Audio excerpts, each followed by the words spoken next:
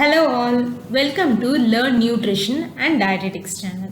இன்னைக்கு நம்ம என்ன பார்க்க போறோம்னா glycemic load. அப்படினா நீங்க என்ன வகையான சாப்பாடு எடுத்துக்கிட்டாலும் எவ்வளவு எடுத்துக்கிறீங்க அப்படிங்கறத பத்தி தான் இன்னைக்கு நம்ம விரிவா பார்க்க போறோம் இந்த வீடியோக்குள்ள. glycemic index மாதிரி glycemic loadம் மூணு வகை இருக்கு. Low glycemic load, moderate glycemic load, high glycemic load. இதில் low glycemic load பார்த்தீங்கன்னா 0 to 9 ஸ்கோர் இருக்கும். Example carrot, apple, honey, sugar. Moderate glycemic loadல 10 to 19 ஸ்கோர் இருக்கும். Example white bread, oats, ice cream. High glycemic loadல score பார்த்தீங்கன்னா 20 இல்லை அதுக்கு மேற்பட்டு தான் இருக்கும். அதுக்கான example potato chips, white rice, raisins. glycemic load வந்து நம்ம calculate பண்ணணும்.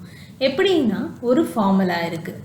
glycemic load is equal to glycemic index multiplied by grams of carbohydrate per serving divided by 100.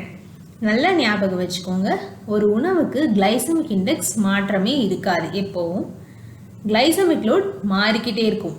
எப்படின்னா நம்ம எடுத்துக்கிற உணவோட அளவு பொறுத்து glycemic load மாறும். அதுக்கு நான் இங்கே ஒரு சில எடுத்துக்காட்டை கொடுத்துருக்கேன். ஆப்பிள், சுகர், ரைஸ், இது மூணுத்தை வச்சு நம்ம பார்ப்போம். ஆப்பிள் பார்த்தீங்கன்னா நீங்கள் ஒரு 100 கிராம் எடுத்துக்கிறீங்க. அதுக்கான glycemic index 38 இருக்கும். Net corps 11.5. உங்களோட glycemic load எவ்வளோ இருக்கும்? 5.7. இதே நீங்கள் 200 கிராம் எடுத்துக்கும் போது உங்களோட நெட் கார்ப் 23, glycemic index அதே 38 தான் இருக்கும். glycemic load பார்த்தீங்கன்னா 8.7 இருக்கும். சுகர் glycemic index வந்து 68 இருக்கும். நீங்கள் 10 கிராம்ஸ் எடுத்துக்கும் போது 6.8, அதாவது லோ glycemic லோடாகவே இருக்கும். அதே சுகரை நீங்கள் இன்னும் கூட 10 கிராம் 20 கிராமாக எடுத்துக்கும் போது உங்களுக்கு 13.6 வந்து ஸ்கோர் கிடைக்குது. அது வந்து மாடரேட் glycemic லோடாக உங்களுக்கு அமையுது. ஸோ உங்களோட எடுத்துக்கிற அளவு பொறுத்து தான் உங்களோட glycemic load லோவா, மாடரேட்டா, ஹையான்றது இதிலிருந்தே நம்ம தெரிஞ்சுக்கலாம். ரைஸ் எடுத்துக்கிட்டிங்கன்னா 64.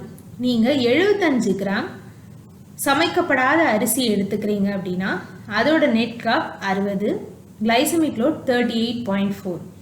இதே நீங்கள் 150 கிராம் சமைக்கப்படாத அரிசி எடுத்துக்கிறீங்கன்னா உங்களுக்கு glycemic load 72. இது ரெண்டுமே பார்த்தீங்கன்னா ரொம்ப ஜாஸ்தியான உங்களுக்கு glycemic load கொடுக்குது. இந்த அரிசி மட்டும் கிடையாது, மற்ற தானிய வகைகள், கேழ்வரகு, கம்பு, சோளம், சிறுதானிய வகைகள் உட்பட நீங்கள் அதிகமாக எடுத்துக்கிட்டிங்கன்னா உங்களுக்கு glycemic load ஜாஸ்தியாக தான் இருக்கும். ஏன்னா அதில் கலோரிஸ் ஜாஸ்தி. இதுவே நீங்கள் ஒரு சில காய்கறிகள் எடுத்துக்கிட்டீங்க அப்படின்னா அதில் உங்களுக்கு லோ glycemic லோடாக இருக்கும், சிலது மாடரேட் லெவல்லையும் இருக்கும். நிறைய ஆய்வு கட்டுரைகளில் பார்த்தீங்க அப்படின்னா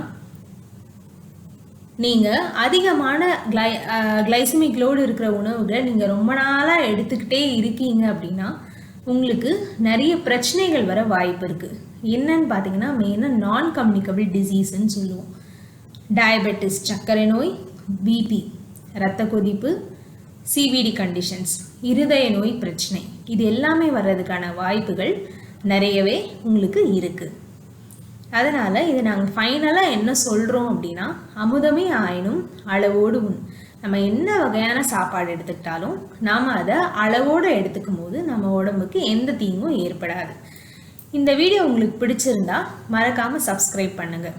இது போல் நிறைய வீடியோக்கள் உங்களுக்கு வந்துக்கிட்டே இருக்கும். உங்களுக்கு வேறு எந்த டாப்பிக்கில் வேணுமோ அதை நீங்கள் கமெண்ட் செக்ஷனில் பதிவு பண்ணுங்கள். நன்றி.